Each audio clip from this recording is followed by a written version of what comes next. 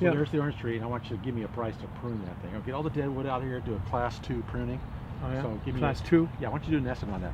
So I've given Ed a little assignment here to give me an estimate on how to prune this orange tree. We're in Orange County after all, so we picked an old orange tree out in the grove here. Ed's going to show me exactly how he does this estimating on his process. Head Harvester Bill Arbin here from the West Coast. Head Harvester Ed LaFlamme from the East Coast, and believe me, I don't know how to prune an orange tree. Maybe an apple, because I'm from Connecticut.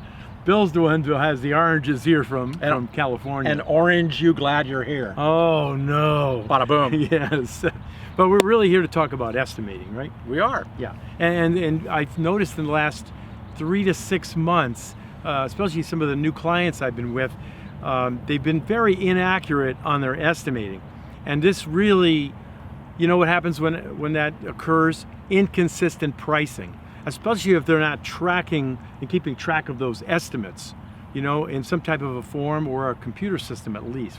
You see that happening too? And they're not including some of the issues that they're going to encounter on that estimate, like travel time. You know, I have just worked with a client this week. They didn't put the travel time in the estimate. If you're pruning a big tree or you need specialized equipment, what kind of trucks do you need? You're going to need dump fees, what kind of supervision's needed, et cetera, et cetera. Also, as you mentioned, estimates are not saved. They're just given a number, so like a unit price, which includes labor and materials, but doesn't show the hours needed to do that. So it's hard to go back and compare actual hours spent on the job versus estimated hours. The estimated hours are not given. Yeah, and sometimes I notice some companies, when they do estimates, just like you just said, they don't have the total hours. Sometimes they have 3 people in a truck, 2 people in a truck, 4 people in a truck, and they always have these unit prices by the truck. Well, how many people are in the truck? Right. You know, and it gets so confusing that way. So folks, I think that it's really important that you test your assumptions, okay? I see many contractors, especially design build contractors, price things by the square foot or linear feet, okay?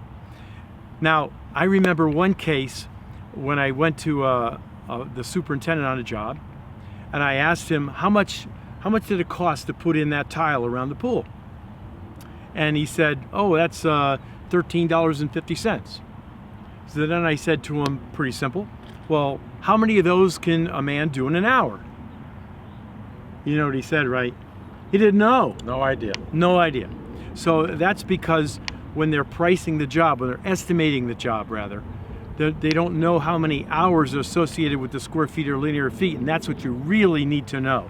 So test your assumptions and put hours to the square feet and put hours to the linear feet. Yeah, you know, with new equipment, new technology, to be able to do it faster, better, and easier, right? Yeah, So exactly. here's some suggestions. Save your estimates and have them with the hours needed to complete the job.